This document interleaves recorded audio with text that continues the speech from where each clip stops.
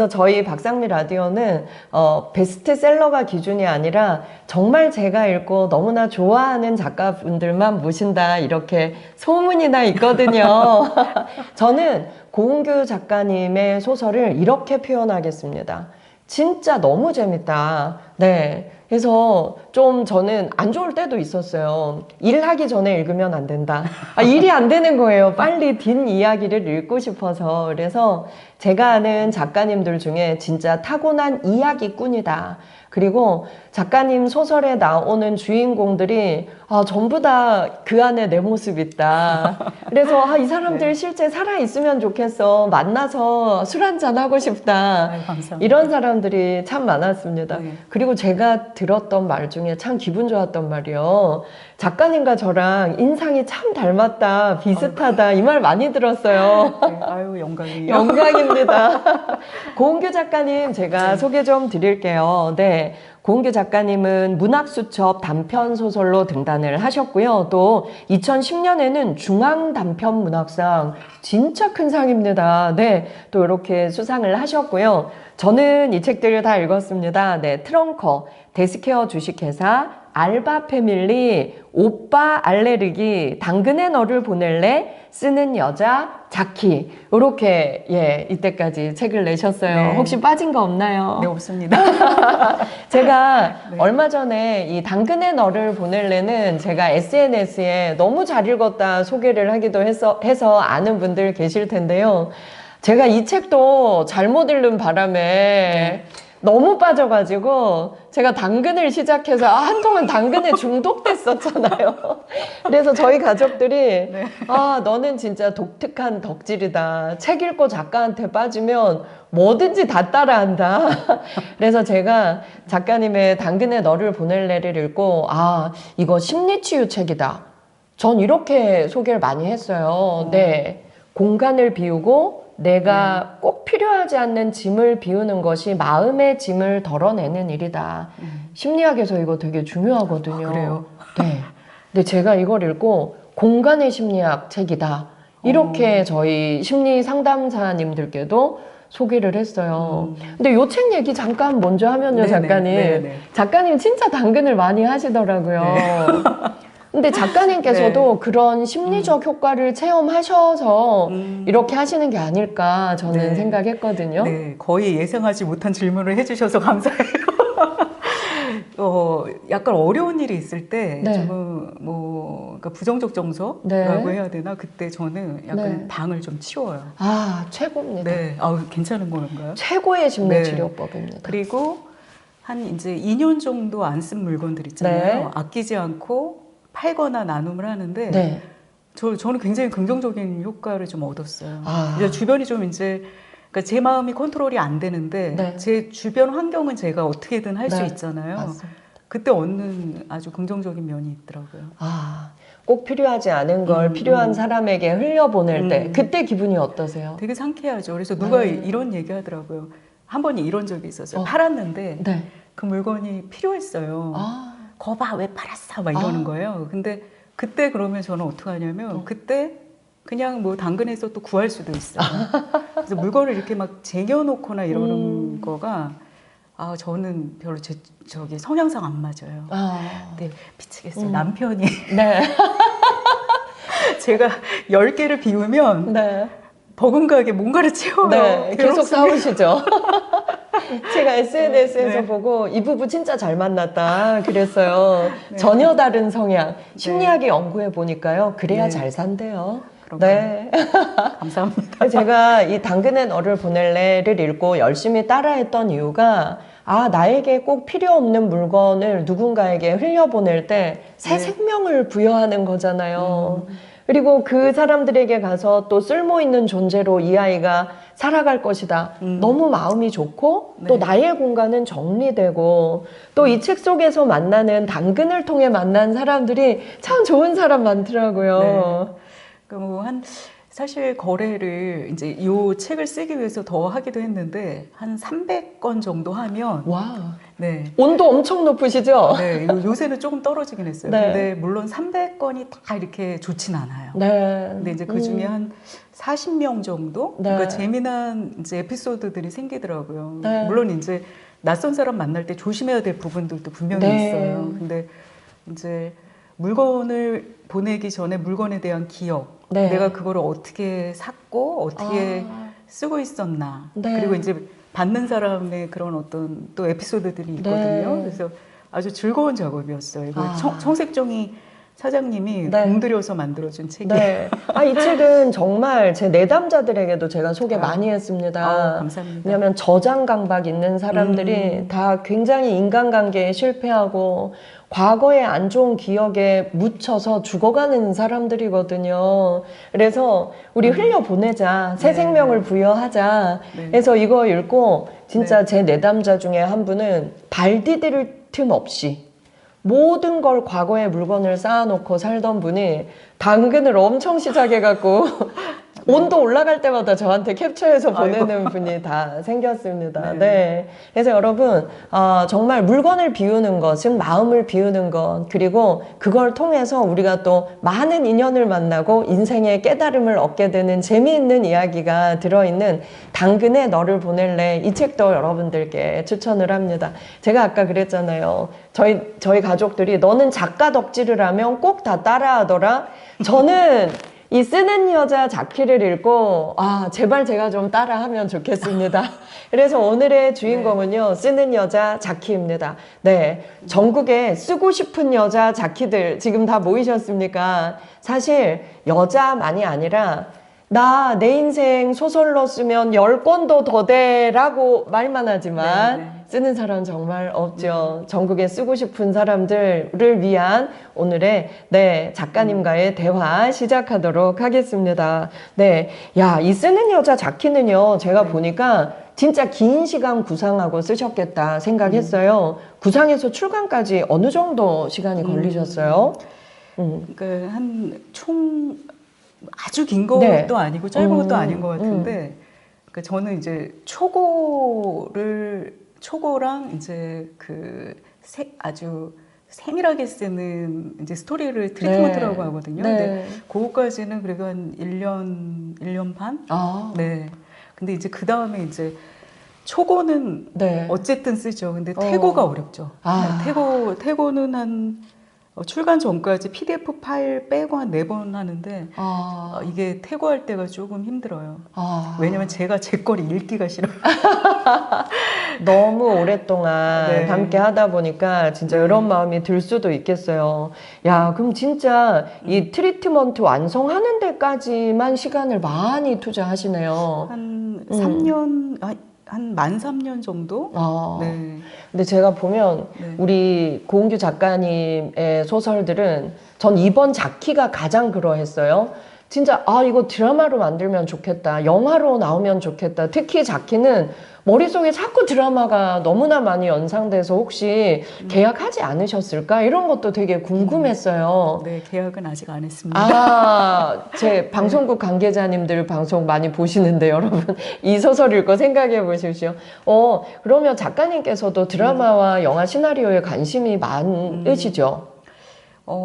소설 오빨레르기 쓰고 나서 도대체 소설을 계속 써야 되나? 뭐 이런 생각도 좀 들었고, 그리고 제가 하고 싶은 얘기가 조금 더 극화되면 어떨까 싶어서 시나리오랑 드라마를 좀 써보긴 했어요. 그렇죠. 써보긴 했고, 뭐 그게 어떤 성과가 있는 건 아닌데, 한 3, 4년 그런 과정이 있었는데 나쁘지 않더라고요. 왜냐면 제가 드라마를 안 좋아했어요. 드라마를 안 보고. 근데 이제 드라마를 쓰기 시작할 때 이제 드라마 뭐 사람들이 추천하는 것도 보고 그랬는데 소설의 긍정적인 측면이 있더라고요. 어떤 거냐면 대사를 조금 잘 쓰게 됐어요. 물론 이제 단점도 있습니다. 뭔가 이제 묘사나 서술이 약해지는 경향이 있어요. 그래도 뭐 그 과정이 저는 나쁘지 않고 그때 썼던 작품도 또 갖고 있고요. 저는 이제 독자들의 취향도 바뀌잖아요. 네. 독자들의 이제 또 독서 수준도 계속 변화하고 있고. 네. 그래서 저는 이 자키 읽으면서, 아, 독자들이 더 술술, 더 재밌게 읽을 수 있는 문체로 더 변화하고 계시구나. 그래서 드라마로도 꼭 나오면 좋겠다라는 네. 생각을 참 많이 했던 작품이었습니다. 무엇보다 이 자키라는 이름의 포스가요. 네. 제가 심지어 박자키 써봤다니까요. 이 이름 너무 갖고 싶어서. 네. 아, 근데 주인공들 이름도 정말 잘 지으세요. 네. 제가 조금 이제 뭐 강의할 때도 네. 뭐 얘기를 학생들한테 하기도 했는데 평상시에 좋은 이름을 좀 많이 메모해놔요. 아. 네. 그래서 자키도 좀 써야 되겠다라고 적어놨던 네. 이름이었거든요. 네. 그래서 이제 이 한자를 어떻게 쓸 것인가 뭐 이렇게 네. 고민도 하고 그랬었는데 아. 그래서 온두라는 이름도 네. 그 좀 염두에 두고 네. 좀 그런 편이에요. 네. 제가 진짜 그 웅진 출판에서 나온 트렁커라는 소설 읽으면서 그 온두라는 여자는 진짜 그 온두를 통해서 저를 너무 많이 봐가지고 온두가 실제 인물이면 좋겠다, 좀 만나고 싶다 이 생각도 네. 참 많이 했어요. 네. 여기도 보면 이제 자키도 그렇고 또 은섬도 그렇고 네. 이름이 너무 좋았어요. 네. 그래서 야, 작가님은 장명을 어떻게 하시나 진짜 여쭤보고 싶었습니다. 자키는 그냥 어느 네. 날 문득 생각난 이름이고 그리고 은섬은 그 고전 소설에 운영전. 네, 운영전. 그 궁녀 이름 맞아요? 네, 맞아요. 오, 똑똑해. 저도 운영전에 궁녀 이름 네. 은섬. 네. 너무 예쁜 이름이다. 그래서 내가 작가가 된다면 박은섬 해야지 생각한 적이 있었는데, 그러셨군요. 그래서 이거 말고도 이제 다음에는 향하나 항아를 써야 되겠다라고 항아. 얘기를 했는데 오. 그때 북토크에 오셨던 어떤 작가님이 네. 제가 이미 썼습니다. 아. 그래서 지웠어요. 그거. 근데 여기에 나오는 또 엔드, 네. 또 내가 아이를 낳으면 꼭 훈이라고 할 거야. 이런 것들 보면서 작가님은 인물 하나하나 이름에도 진짜 진심과 최선을 다하는구나. 그 이름에 또 깊은 뜻이 다 담겨 있더라고요. 네. 그렇게 읽어주셔서 감사해요. 그래서 여러분들도 쓰는 여자 자키를 읽을 때 주인공들 또 이제 인물들의 이름을 생각하면서 읽으면 훨씬 더 그 의미를 파악하는데 재미가 있으리라고 생각을 합니다. 저는요, 이 작품을 쓰게 된 배경 방송 전에 조금 듣고 와, 저는 온몸에 전율이 일었습니다. 우리 구독자님들 제가 좋은 거 알려드리면 전부 다 따라할게요 하시잖아요. 오늘 진짜 충격적인 이 작품의 창작 배경 얘기 작가님 이야기로 직접 듣겠습니다. 네, 얘기해 주세요. 네. 그 2020년 봄에 우리 모두 이제 힘든 코로나 시기로 들어가면서 뭐 어디 두문불출할 수밖에 없었잖아요. 근데 그때 제가 온라인에서 그 글 쓰는 여자들이 모이는 어떤 단톡방에 들어가게 됐어요. 와. 근데 그분들이 이제 소설가는 없었고 드라마 작가나 시나리오 작가나 무슨 뭐 연출하시는 분 네. 뭐 이런 분들인데 규칙이 있었어요. 매일 아침 9시에 네. 출근을 해서 글을 써서 뭐 최소 5시간 쓰는 걸 인증을 하자. 너무 멋있다. 네. 근데 이제 분위기가 이제 초반에 느끼기는 어떠냐면 좀 살벌했어요. 왜냐면 약속 안 지키면 강퇴당해요. 그러기도 하고 뭐 이렇게 말을 좀 잘못하거나 그러면 혼나기도 하고 그랬는데 어느 시기 지나니까 이분들하고 좀 친해진 거예요. 그래서 물어봐줘요, 저한테. 어떤 소설 쓰냐? 그래서 나는 지금 이렇게 작가 소설을 쓸 것 같다. 그러면 뭐 이렇게 되게 응원을 하는 거예요. 사실 이름도 모르고. 그게 이제 그 사람도 제가 누군지 몰랐거든요. 근데 그렇게 글쓰기를 하다 보니까 그분들의 이제 애안들을 듣기 시작했어요. 막 드라마 작가들, PD들 진짜 힘들더라고요. 저희 소설가들하고는 뭐 게임이 안 될 정도로 뭐 작품이 갔다가 엎어지기도 하고 그거를 견디면서 쓰는 분들인데 그냥 어느 날 문득 생각했어요. 저 A는 어떻게 저렇게 열심히 쓰지? B는 저 고통을 왜 참지? C도 참 대단하다. 그리고 D는 또 이제 제가 최근에 이제 그러니까 작년부터 친하게 지내는 작가인데 그분들 이렇게 애완 같은 것들을 이렇게 저랑 비교해 보니 다르지가 않더라고요. 우리의 쓰는 마음이. 근데 제가 이제 원칙이 있었어요. 어떤 거냐면 소설과 소설을 쓰지 않는다.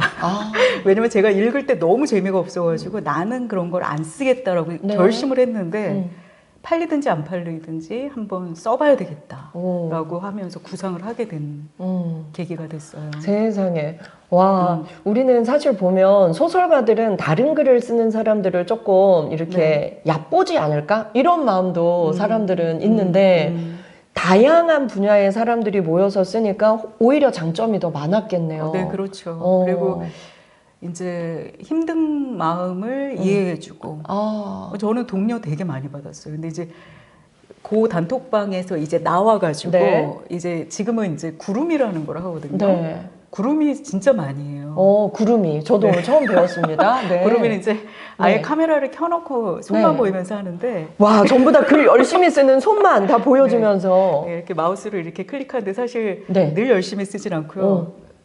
웹쇼핑도 좀 하고. 근데 어쨌든 책상을 지켜야 되는. 와. 네. 진짜 네. 우리가 나에게 하고 싶을 때 하자라고 하면 사실 사람들이 내 인생 소설로 쓰면 10권도 더 되라고 하지만 쓰는 사람 하나도 없잖아요. 근데 나에게 책상 앞에 앉아있게 하고 뭔가를 쓰는 사람들이 독려하고 함께 한다. 너무 멋진 것 네. 같아요. 그래서 예전 그 모임분들이 되게 좋았는데 이제 공교롭게 제가 중간에 나오는 바람에 네.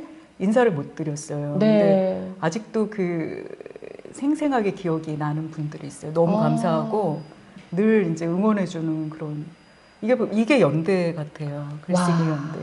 네.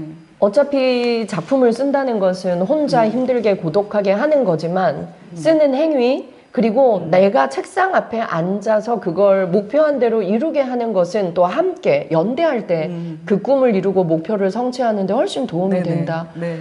야, 이거 우리 심리학에서 강조하는 걸 오늘 작가님께서 다 말씀을 해주고 계시네요. 함께한 사람들도 그러면 목표한 것들을 빨리 성취해 내던가요? 이제 아무래도 근데 그쪽 이제 드라마나 이쪽은 소설은 이제 출간을 해버리면 되는데 거긴 뭐 작업이 그렇게 만만치 않더라고요. 근데 제가 알기로 거기 계셨던 작가님 뭐 단막극 나오셨고 그리고 또 몇몇 작가님은 요새 쇼폼 뭐 이런 걸로 작업 들어간 걸로 알고 있어요. 다들 또 성과가 있네요. 네. 아, 그럼 그런 전혀 다른 분야의 분들과 함께 하시면서 나 소설 쓰기 참 잘했다 이런 걸 느낀 적도 있으세요? 네, 있습니다. 어떨 때였어요? 이제 소설은 이제 제 세계를 제가 이제 주축이 돼가지고 그냥 밀고 나가고 그게 이제 출판사에서 출간을 하느냐 마느냐 그 문제만 남아있는데 그쪽은 이제 돈이 많이 돌아서 그런지 엄청 고치더라고요. 그래서 제가 그 자키 앞부분에 나오는 게 그 작가들 얘기예요. 막 고쳐라 그래도 한 20번 고쳤는데 어느 날 처음에 쓴 게 제일 좋다.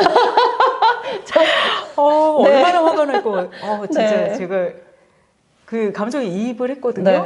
못 살 것 같아요. 너무 재밌었습니다. 네. 이 쓰는 여자 자키는요, 굉장히 재밌는 액자 형식의, 구성으로 되어 있는데요. 1920년대를 사는 여성 소설가 이은섬, 39세입니다. 그리고요, 그 액자 속에 들어있는 두 사람, 중숙과 자키는 1930년대를 살고 있습니다. 네. 어떻게 이런 상상도 하시게 됐는지 이 이야기 우리 잠깐만 들어볼까요? 네. 그러니까 지금 현재 소설가들도 좀 힘들게 글을 써요. 그러니까 우리가 제일 원하는 거는 우리가 노력해서 쓴 거에 대한 합당한 대접을 받거나 그거에 대한 뭐 어떤 물질적인 어떤 위로가 있어야지 좀 힘이 나잖아요. 근데 그런 게 없어도 쓰는 사람들이 지금 현대 여성 소설가들이 있고 근데 이제 조금 더 어려운 상황을 상상하게 됐어요. 그러면 그게 일제강점기더라고요. 그때는 뭐 지금도 뭐 다 사라지진 않았지만 남녀차별, 그다음에 가부장제 안에서의 어떤 문제, 그다음에 일부러 자키를 공부하지 않은 여자로 설정을 했어요. 그래서 엘리트들에 의한 어떤 또 보이지 않는 폭력도 있거든요. 그래서 여러 가지 그 고난을 이겨내면서도 끝내 쓰는 여자. 끝내 쓰는 여자. 그래서 시대가 그래서 일제강점기로 보낼 수밖에 없었고요. 조금 지금 현실보다 조금 더 어려운 상황에 글 쓰는 여자를 만들기 위해서 설정한 구성이에요. 아, 그렇군요. 네. 아, 그래서 자키가 30년대로 갔구나. 네, 훨씬 어울리는 것 같습니다. 네. 아, 그래서 여기 보면, 오영락이라는 놈이 또 작품 빼돌리고 막 이래요. 네. 아, 참, 저희도 막 이런 창작 활동을 하다 보면 이런 일 때문에 또 속상하고 이럴 때도 많은데 제가 감정이입할 부분들이 또 되게 많았던 것 같습니다. 등장인물들. 저는 작가님 작품 읽을 때마다 하는 생각이 이 사람들 다 어디 살아있을 거야. 너무 생생한 거예요. 그래서 캐릭터들이 여기에도 보면 정말 다 하나하나 너무 살아있어서 퇴마사도 여기 또 귀신도 나오고 정말 흥미로운 구성이 많은데 이 상상력이 다 어디서 오시는지, 그리고 이런 인물들이 진짜 살아있는 실제 인물들 중에서 이렇게 조금 변형해서 하시는지, 캐릭터 창조를 어떻게 하시나 꼭 여쭤보고 싶었어요. 자키는 네. 그러니까 모델이 좀 있었으면 참 좋을 것 같아요. 근데 이렇게 외모 같은 거는 좀 생각할 때가 있어요. 아, 상상으로. 네. 자키는 좀 연예인 누구 정도의 외모를 가졌으면 좋겠다라고 생각을 하는데 실존하는 인물 중에서 막 따와가지고 썼던 게 없었던 것 같아요. 근데 어쩜 이렇게 생생해요? 글쎄요. 세상에. 네. 그래서 이게 공규 작가님의 매력이 아닐까. 네. 그럼 자키도 완전히 내 머릿속에서 완전히 창작된 인물이네요. 네. 그래서 오히려 이제 실존하는 인물이 있으면 더 좋을 수 있어요. 왜냐면 책을 홍보하거나 그러기에는 좋은데 오히려 창작하고 나서 막 찾기 시작을 했거든요. 근데 국내는 당연히 없고 해외에서도 외국 그 인문학자 중에 교육을 안 받은, 지금 이름이 생각이 안 나나요? 교육이 안 받은 어떤 여성이 있는데 약간 비슷할 수도 있겠다. 근데 뭐 거기 배경이 독일이기 때문에 좀 맞지 않고 앞으로는 좀 실존하는 인물 참고해서 쓰고 싶어요. 아, 좋습니다. 그럼 이제 어릴 때부터 작가님은 이야기에 관심이 많고, 또 제가 느낀 것은 이랬어요. 이렇게 생생한 인물을 만들어낼 수 있으려면 사람들을 한 명 한 명 정말 잘 관찰하고 사람과 인생에 대한 깊은 애정이 있으면 이런 캐릭터를 창조하기도 쉽겠다라는 생각을 했는데요. 작가님이 이렇게 캐릭터 만들 때 그런 규칙이 있을 것 같아요. 어렸을 때는 지금 하신 질문하고 좀 맞는지 모르겠는데, 어렸을 때는 뭐 책을 많이 읽진 않았던 것 같아요. 오히려 이제 작가들이 어렸을 때 어땠어? 그러면 나는 뭐 독후감 대회에 다 휩쓸었어. 그러는데 전부 그 얘기예요. 책만 읽었다, 글만 있었다. 근데 저는 사실 독후감 대회에 아예 내질 않았어요. 왜냐면은 주제가 맨날 뭐 불조심, 맞아. 6.25. 근데 정말 쓰고 싶지도 않고. 그러니까 뭔가 이렇게 학교 안에서 통제하는 거를 이렇게 거부했던 것 같아요. 예를 들어 뭐 불조심 포스터 그려라 그러면 막 딴 거 그려가지고 내서 당연히 뭐 그런 뭐 수상의 기회는 없었죠. 근데 어렸을 때 이제 저희 집에 손님들이 좀 많이 왔었어요. 엄마가 집에서 이렇게 가게가 어려워졌을 때 이렇게 옷감 같은 것도 팔고 예전에 이제 기성복을 안 입고 맞춰 입었어요. 양장점. 네네. 그러니까 집에서 이제 지금 생각해보니까 우리 엄마가 무허가 세금신고도 안 하신 것 같네요. 집에 지금 저는 이제 그분들을 디테일하게 얼굴은 기억을 안 하는데 뭐 연예인도 있었대요. 그리고 뭐 정치인 부인도 있었다 그러는데 옆방에서 맨날 듣는 거죠. 그분들이 무슨 얘기를 하나. 옷 만들러 오면 시간 꽤 걸리니까. 와. 그러면 진짜 신기했던 거는 그때 어렸거든요. 막 7살, 8살, 9살인데 어른들이 하는 얘기가 머릿속에서 장면화가 되는 거예요. 와, 어른들 인생 사는 얘기, 힘든 얘기, 가족 얘기 들으면서 막 귀에 침이 고였구나. 그걸 보면서 막 상상하고. 그러니까 그게 어떻게 보면은 유일한 재능인 것 같아요. 어떤 얘기, 그런데 지금도 조금 제가 다른 사람 얘기하는 걸 좀 잘 들어주는 편에 속해요. 작가들은 남 얘기 잘 안 들어요. 작가님 다음에 소설 쓰다 재미없으면 심리상담가 하러 오세요. 얼굴부터 상담실의 분위기세요. 내가 다 이해할 수 있어. 나 다 이해된단다. 이거 이제 오늘 가면 쓴 거고. 그러셨구나. 그때 그분들이 하던 얘기들, 그거를 이렇게 장면화하면서 재밌다. 그리고 거의 이제 긍정적인 얘기도 하지만 다 어려운 얘기를 하잖아요. 네. 근데 힘들겠다.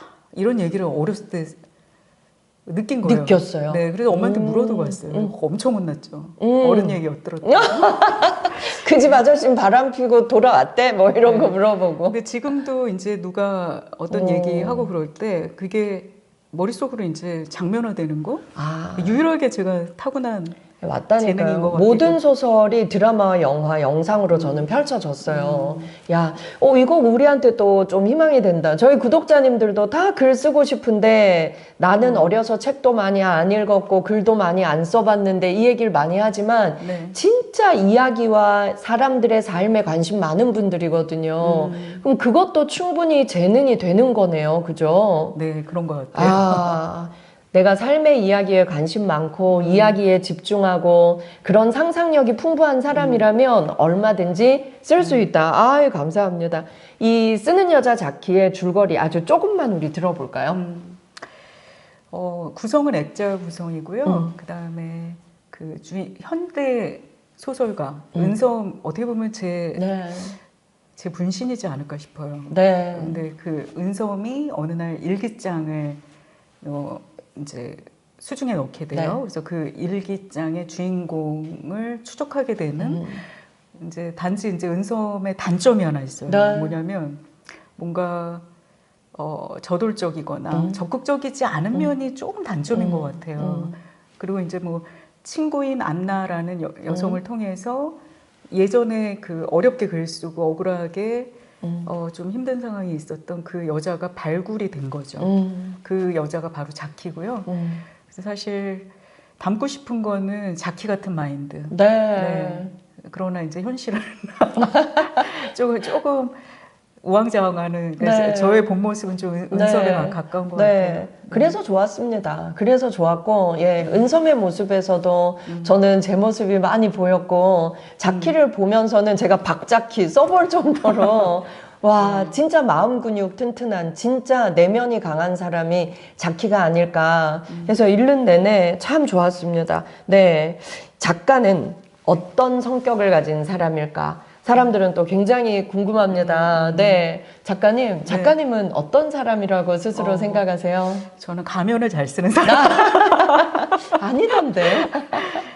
이제 저 자체는 몹시 예민한 사람이에요. 근데 이제 지금 이렇게 웃고 있는 거는 그냥 사회적 가면이고, 이제 가능하면은 좀 주변인한테 힘든 얘기를 좀 안 하는 편이에요. 힘든 거를 아는 사람은 아마 유일하게 한 명 있나? 남편? 엄마 정도? 그래서 조금 약간 어떻게 보면 어려운 얘기를 좀 털어놔야 되잖아요. 근데 이제 주변 사람들이 좀 힘들어할까도 좀 염려하기도 하고. 그래서 이제 혼자 엄청 고민하고 내적 갈등이 있죠. 그래서 선생님한테 상담을 조만간 받을 거예요. 근데 저는 작가님의 그런 성격 덕분에 우리가 진짜 재미있는 소설 많이 읽을 수 있지 않았나. 네. 우리가 고민하는 것들, 그리고 사람들 속에서도 부딪히면서 또 깨달을 수 있는 것들, 이런 게 소설로 완전히 또 살아나 있는 그 혜택은 독자들이 또 본 것 같아요. 그래서 사람들과 수다 떨고 이야기하면서 푸는 것보다 내 소설 속 글 속의 주인공들과 이 글 쓰면서 해소할 수 있는 것들이 되게 많을 것 같아요. 사실 지금 어느 작가인지 기억이 안 나는데 자기는 쓸 때가 제일 싫다. 다 썼을 때만 행복하다. 이런 말을 한 작가가 지금 외국 작가인데 기억이 안 나네요. 근데 사실 쓰면서 재밌는 게 몇 번 없어요.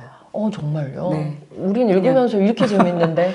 견디면서 쓰는 거고, 제일 행복할 때는 이제 초월을 완성했을 때, 내가 해냈구나.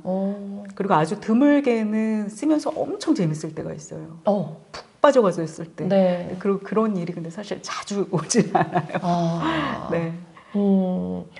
진짜 내가 푹 빠져서 쓸 때는 사실 나의 힘이 아니라 이건 우리가 마치 뭔가에 빙의 되듯이. 그래서 저는 이 자키 읽을 때도 재밌었던 게 손가락에 귀신이 있잖아요. 네.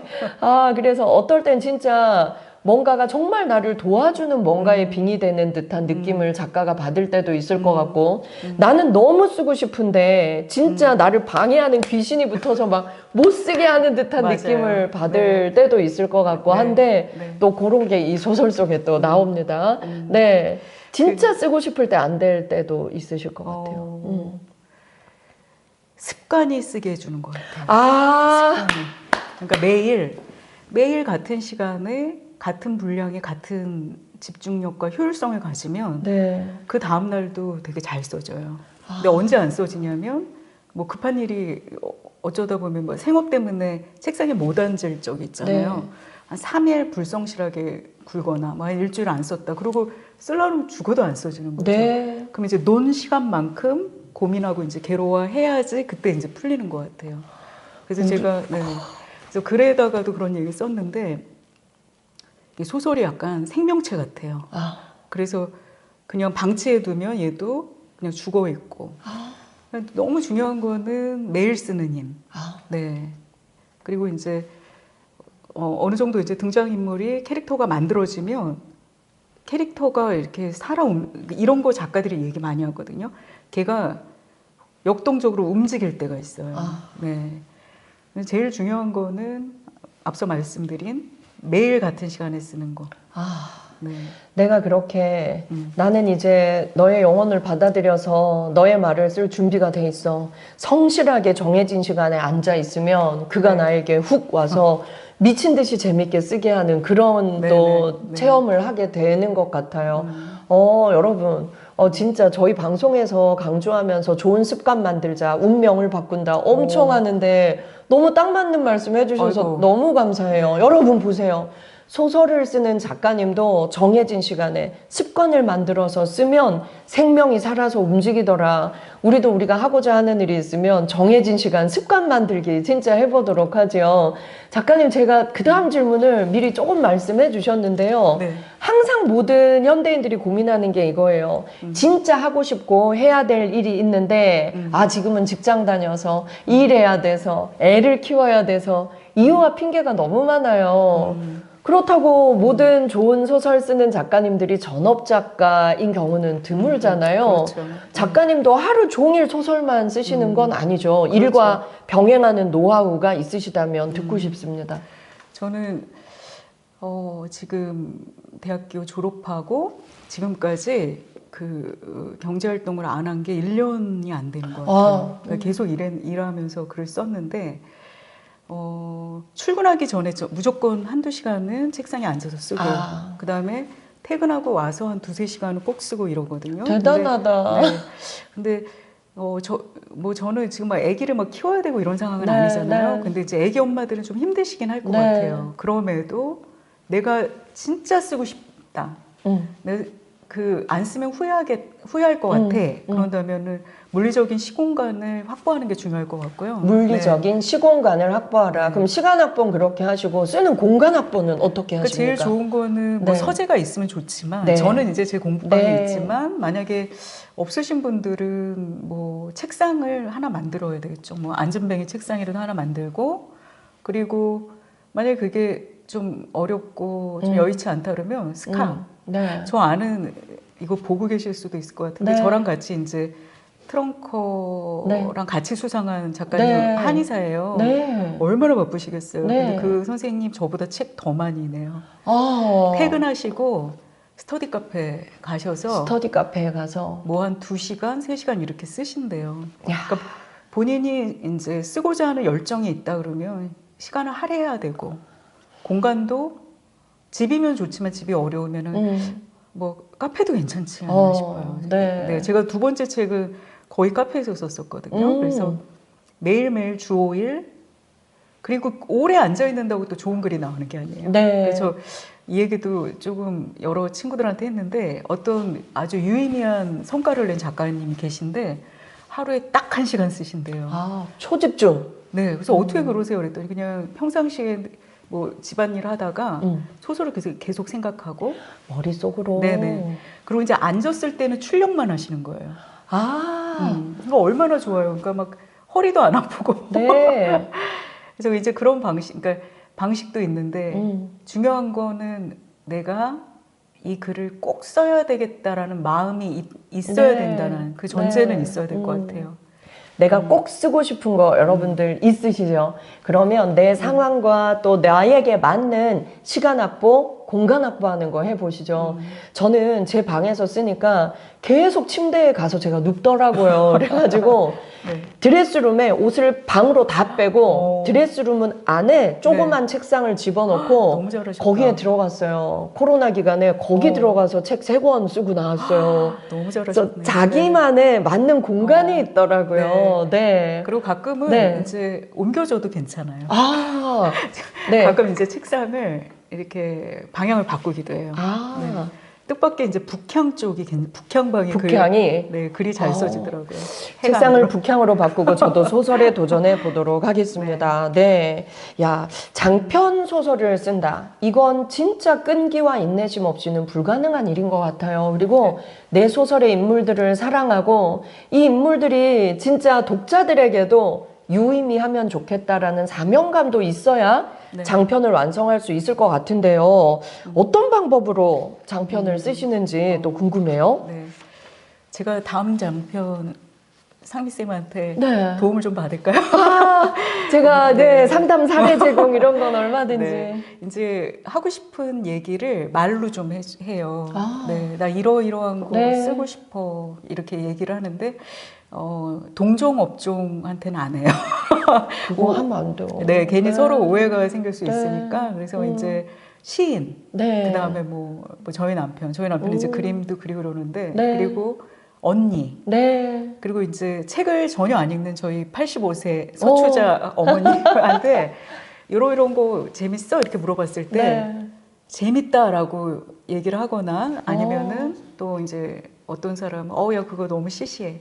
이미 나왔어. 나 어디서 봤어. 그러면 약간 시무룩해요. 그러다 이제 스토리를 좀 변형을 해가지고 좀 완결된, 그러니까 구두로 처음부터 끝까지 맞출 수 있는 스토리를, 그러니까 그 정도로 입으로 얘기한다는 건 뭐냐면 어느 정도 조금 나쁜 표현이지만 이게 일본어인 것 같아요. 왁구? 왁구를 짠다. 자, 네, 어떤 플롯이나 이런 것들이 좀 짜여지면 이제 여러 명한테 이제 또 얘기를 해요. 아, 이거 너무 좋다. 네. 이야기로. 네. 이야기꾼인, 이야기꾼 맞아. 그러니까 이렇게 재밌게 쓰실 수 있는 거구나. 그리고 그때 이제 어떻게 보면 소수의 사람들이긴 하지만, 조언을 얻을 때가 있어요.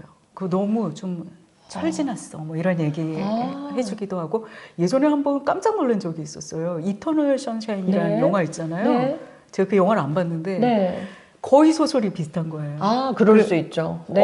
그래서 너무 너무 슬퍼가지고 일을 어쩌면 좋아해서 약간 변형해서 그거는 이제 출간을 안 됐는데 장르 소설을 썼죠. 그래서 구두로 물어보고 어떻게 그리고 또 소수의 인원이지만 시장이 어떤 건지도 아주 알 수 있고 그 작은 표면 안에서 그 다음에 이제 저는 A4지에 써요. 전체 스토리를. 그리고 많이들 이제 제가 추천하는 방법인데 인물들 하나씩 적고 아주 세부적으로 이제 캐릭터를 부여하는 거죠. 뭐 생김새, 성격, 뭐 어떤 아주 사소한 특징 같은 것들까지. 그러면 너무 재밌어요. 사람 만드는 게. 사실 자키를 하나 쓰는데 자키가 몇십 장이 넘어갔었어요. 그림도 막 그리고 어떻게 생겨야 되는지. 그렇게 하고 이제 영화 하시는 분들이 자주 하는 말인데 트리트먼트라고 그래서 대화 없이 아주 서술, 그 어떤 스토리를 처음부터 끝까지 딱 적죠. 그리고 이제 본 게임이 들어가는데 그렇게 해도 잘 안 써져요. 진짜. 그래서 이제 어떤 이제 천재 작가들은 첫 문장 쓰면 이렇게 쭉 쓴대요. 그런 분은 굉장히 소수고 완벽한 설계도 하에 움직여라고 추천하고 싶어요. 설계를 해봐라. 제일 먼저 좋은 건 진짜 소설을 쓰지 않는 일반인, 다양한 나이, 다양한 직업 이런 사람들에게 이야기로 내가 처음부터 끝까지 할 수 있다면 그게 참 좋은 시작이 되겠네요. 야, 오늘 우리가 협업을 배웠고요. 시간과 공간에 대한 습관을 만들어라도 배웠고요.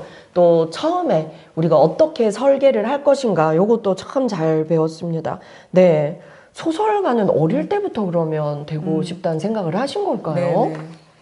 그러니까 어렸을 때 뭐 남이 하는 얘기를 너무 좋아했고 그리고 제가 이제 본격적으로 그러니까 고등학교 때도 글을 뭔가를 계속 썼어요. 고등학교 때도 네. 소설 썼어요? 소설은 아니고 무슨 막 대본 같은 것도 쓰고 일기도 그렇게 편지를 그렇게 많이 써가지고 편지를 그렇게 받은 사람이 힘들어할 정도로 길게 썼어요? 학교 선생님한테도 쓰고 막 그랬는데 소설이라는 장르를 정한 거는 이제 20대 초거든요.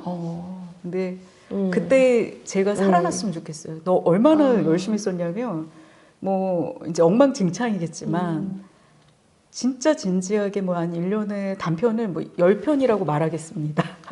근데 10편이 사실 이상이 될 정도로 1년에? 네.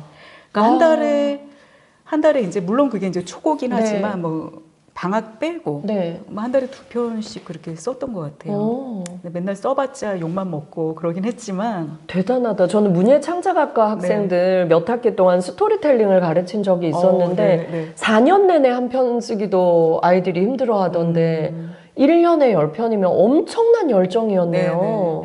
이제 그렇게 써도 그러면 그렇게 써도 뭐 성과가 있어야 되잖아요. 근데 뭐 언제 어디 뭐 문학상이나 그 당시에 이제 신춘문예죠.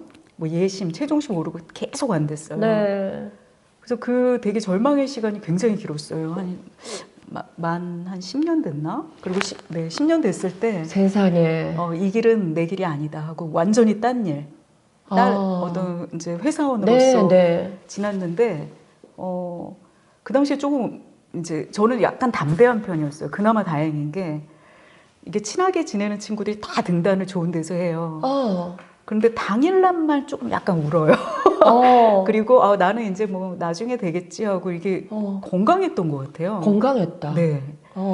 지금 그렇게 건강하진 않은 것 같은데. 나는 다음에 되겠지. 나는 안 되나 보다. 재능이 없나 봐. 이렇게 죽도록 열심히 했는데 안 되는 거 보면 때리치자. 이런 마음이 들만도 한데. 그래서 이제 그때 그래도 한 10년은 해봐야지 하고 이제 10년을 딱 끝으로 글을 딱 안 쓰게 됐는데 정말 신기한 게 미련이 1도 없더라고요. 너무 불태워서 미련이 없었겠다. 그리고 이제 뭐 회사 다니고 아주 새로운 사람들 만나고 그리고 이제 사람들한테 제가 예전에 소설 썼어요. 아무도 안 믿어요. 네가 무슨 막 그랬는데 몇 년 동안? 한 제가 5년 정도는 아예 글 안 쓰고 심지어 책도 안 읽고 관심도 없고 글 쓰는 친구들도 안 만나고 부럽지도 않고 누가 썼다고 그러면 해도. 오히려 일반인들을 더 많이 관찰하고 더 많이 이야기를 듣고 그랬던 것 같아요. 그랬겠네요. 그리고 이제 어느 날 문득 제 예전 소설 그 등단작이 된 게 25살에 쓴 거거든요. 근데 그거 이제 계속 뭐 어디 예심 올라가고 떨어지고 최종심 올라가고 떨어지고 그랬는데 그게 됐어요. 36살인가? 이게 다 때가 있다니까요. 그래서 그러니까 이게 이제 되고 나서 얘기하기 때문에 사람들이 너 됐으니까 그렇지라고 얘기를 하긴 하는데 그 말을 사실 마지막에 하고 싶었는데 희망도 없이 절망도 없이 그냥 오늘 나는 쓴다. 그런 각오가 좀 필요하겠더라고요. 그러니까 막 등단했다고 뭐 문학상 탔다고 막 좋다고 막 팔을 올랐다가 늘 기억해 주는 게 아니잖아요. 맞아요. 그때 그럼 막 절망해 버리고 이러는 거는 좋지 않다 제 생각에. 그리고 저는 다른 작가들하고 좀 다른 점이 하나 있는 게 나는 글보다 내 마음과 정신 상태와 내 생활이라고 늘 얘기하는 사람이거든요. 그러니까 내 마음이 많이 흔들리고 불안정한 상태에서는 가능하면 좀 마음 먼저 다독이고 그 다음에 글 쓰고 싶어요. 너무 감사해요. 저도 한때 신문사에서 인터뷰를 많이 했어요. 이렇게 작가님들 인터뷰를 많이 했는데 제가 여기서 고백을 하면 세 분은 인터뷰를 되게 길게 하고 제가 기사 쓰기를 포기했었어요. 왜냐하면 저는 작가 덕질을 좋아하니까 정말 좋아하고 작품도 좋았고 그렇게 해서 이제 만나서 긴 시간 인터뷰를 해보니까 마음이 전혀 건강하지 않은 그런 분들이 여러 명 있었어요. 그래서 이건 내가 기사를 낼 수가 없다. 잘 쓸 수가 없더라고요. 근데 내 마음 상태가 정말 좋을 때 글을 쓰려고 한다. 마음 상태를 건강하게 이제 늘 시시때때로 힘들어지기 때문에 네. 그러니까 마음에 대해서 많이 생각하게 돼요. 그리고 일단 중요한 게 글도 중요하긴 하지만 내 옆에 있는 사람들이잖아요. 네. 그 옆에 사람 막 괴롭히면서 쓰고 싶진 않다. 네. 근데 이 방송을 볼 저희 남편이 우리 원래 가족은 제외합니다. 저희 가족들도 제 방송을 보면 항상 웃기시네, 집에서나 잘해라 그럽니다. 네. 좋습니다. 네, 25살에 썼던 글. 그리고 나는 안 되는구나. 5년간 완전히 글과 동떨어진 생활을 했는데 결국 36살에 등단은 25살에 고은규의 작품이 고은규를 세상에 다시 나오게 했네요. 야, 그렇다면 이 글이라는 것은 진짜 때가 있다. 그리고 이 사람은 별로야 라고 했지만 다른 심사위원을 만났을 때 또 엄청난 의미가 또 부여되기도 네. 하니까. 네. 그리고 어렸을 때 그 습작했던 게 네네. 이제 그 당시에 몇몇 친구들 이제 선배들이 네. 더럽게 못 쓴다 혼내기도 하고 그랬는데 지금 사실 요 책의 주인공이에요. 네. 근데 야, 세상에 다 나쁜 게 없다라는 생각이 드는 거예요. 제가 비록 그때 등단을 못했고 뭐 성과가 없었다라고 생각을 했는데 그 후에 어떤 현상이 일어났냐면 문예지 청탁이 되게 어렵거든요. 네. 근데 어떤 작가님이, 네. 유명 작가님이 펑크를 내셨대요. 근데 급하게 연락이 왔어요. 고은규 씨 혹시 단편 하나 줄래요? 그래서 네, 쓰겠습니다. 쓰겠습니다. 근데 사실 그때 작품이 뭐 제대로 있진 않았는데 네. 며칠 주실래요? 그랬더니 일주일을 주겠다는 거예요. 네. 근데 그걸 써서 냈어요. 그 작품이 그 알바 패밀리 안에 들어간 보라보라 스포츠 센터예요. 네, 일주일 만에. 그러니까 와, 인생이 다 좋은 것도 다 나쁜 것도 없더라고요. 만약에 근데 제가 그 금요탁이라는 그 단편을 25살에 됐다고 지금 현재 내가 더 달라져 있을 것 같진 않아요. 네. 인생 모를 일인 것 같기도 하고요. 네. 보라보라 스포츠 센터가 남의 땜빵을 하기 위해서 주어진 기회에 땜빵이 다 나쁜 것도 아니네요. 이게 마음이 건강하지 않으면 기분 나빠. 남 땜빵하라고 나한테 연락을 줘. 저도 좀 바빠서요. 다음에 연락 주시겠어요. 이럴 수도 있는 거잖아요. 기회는 진짜 언제 올지 모르는 거네요. 그러니까 만약에 제가 그렇게 습작 기간이 없었다면 일주일에 딱 써가지고 내는 거 어려웠을 것 같아요. 그러네요. 그리고 또 공백의 5년이 오히려 더 나를 에너지를 채우고 다시 한번 발동을 거는 그 계기가 됐을 수도 있을 것 같아요. 옛날에 한때 열심히 썼는데 완전 포기하고 계신 분들 보고 계시죠? 네, 이제 때가 온 것일 수도 있습니다. 오늘 우리 발동 거는 계기가 되면 좋겠어요. 저는요, 또 이 안에서 읽으면서요, 여기 작가 전문 테마사가 나오잖아요. 근데 이 테마사가 나중에 그런 대사 있었던 것 같아요. 나도 사실 한때 썼던 사람이라고. 저는 거기서 울었다? 어머. 네. 저도 한때 썼던 사람인데, 제가 고등학교 때 소설 엄청 쓰고, 막 서울의 유명 대학들 상은 다 받았던 것 같아요. 그래서 고등학교 때 선생님들이 박 작가님 막 이러셨었는데, 대학 가서 난 재능이 없구나 깨닫고 싹 접었어요. 근데 제 마음에 이렇게 소설을 계속 읽고 작가님 뵙고 싶고 했던 건 나도 언젠가 다시 소설 쓰고 싶어 이런 마음이 있었던 것 같아요. 쓰시겠죠 언젠가. 이제 자기가 썼던 그 시간이 나를 기억한다고 생각하거든요. 이제 노력하고 그랬던 것들이 언젠가 또 찾아올 거예요. 오늘이 그 계기가 또 되면 좋겠습니다. 그래서 이 테마사가 나도 사실 예전에 썼던 사람이다. 이 테마사가 사실 막 잔소리 하잖아요. 근데 나도 썼던 사람이다. 그래서 저는 우리 모두 한때 뭔가에 뜨겁게 우리가 집중하고 열정을 가져봤던 사람이라면 언젠가 다시 시작해도 할 수 있지 않을까 이 생각을 이 책을 읽으면서 참 가슴이 또 뜨거워지기도 했었습니다. 그리고 여기 보면요. 또 여기서도 제가 또 마음이 울컥했는데요. 여기 이런 대사가 나옵니다. 나도 자키도 말없이 서로를 응시할 뿐이었다. 우리는 무엇을 위해 쓰려고 하는 걸까요? 작가님, 무엇을 위해 작가님은 끊임없이 글을 쓰십니까? 글 쓰려고 하는 사람들은 그냥 말하고 싶어 하는 사람인 것 같아요. 네. 자기의 어떤 뭐 어려웠던 순간이나 또 즐거웠던 거, 우리 왜 좋은 거 보면 막 말하고 싶잖아요. 네. 그게 강렬한 사람이 쓰는 것 같아요. 네. 그래서 저도 아직 이제 제가 말하고 싶은 어떤 세계가 있는데 네. 그게 공교롭게 소설이라는 형식을 담게 된 것 같아요. 소설의 형식을. 네. 그래서 저는 이 방송을 보게 되실 그 박상미 라디오 구독자님들께서 네. 소설 아니더라도 네.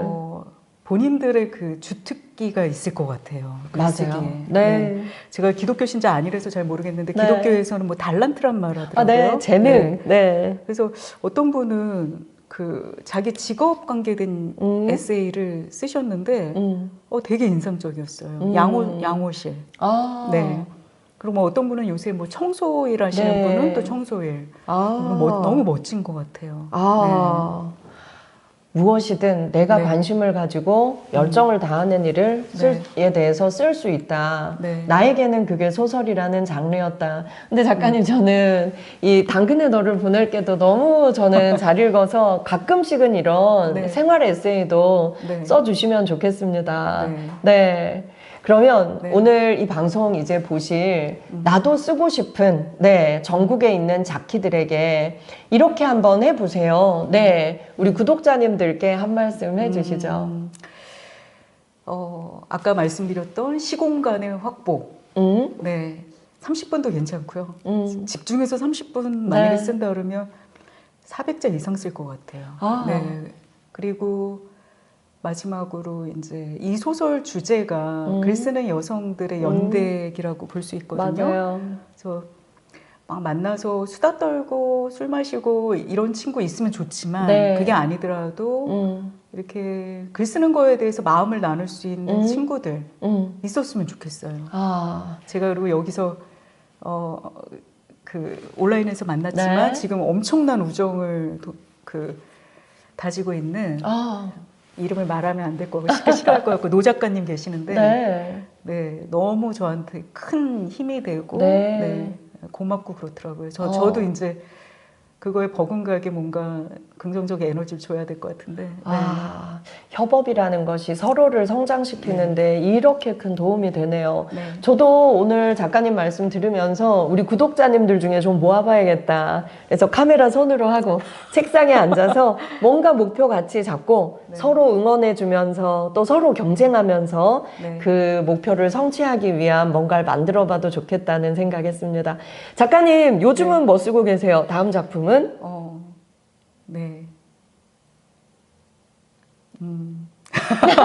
다음 거는 사실 제가 웬만하면 다 얘기하는데 요번 거는 너무 아이디어가 반이라서 짧게 소설인가요? 다음 책은? 장르예요. 장르인데 초반에 벌써 사람이 3명이 죽었네요. 궁금하다. 그래서 카메라가 꺼지면 나중에 거기서부터 시작하나요? 아니요. 이 카메라가 꺼지면 상미쌤한테 조언을 좀 구할게요. 여러분 다음 소설이 나오면 또 고은규 작가님 모시고 3명의 사람이 죽었다. 거기서부터 시작되는 이야기 우리 또 들어보도록 하겠습니다. 작가님 우리 쓰고 싶은 여자 자키들 오늘부터 또 새롭게 쓰는 또 그런 마음의 계기를 만들어 주셔서 감사합니다. 여러분 쓰는 여자 자키 제가 진짜 추천합니다. 정말 재밌고 우리가 배울 것도 많습니다. 여러분 실제로 책으로 만나보시죠. 오늘 댓글 남겨주신 분들 중에 제가 일주일 시간 드릴게요. 일주일 동안 댓글 보겠습니다. 그리고 좋은 댓글 남겨주신 분 3분에게는 제가 책을 보내드리도록 하겠습니다. 여러분 우리 다음에 또 고은규 작가님 모시죠. 오늘 나와주셔서 감사합니다. 고맙습니다.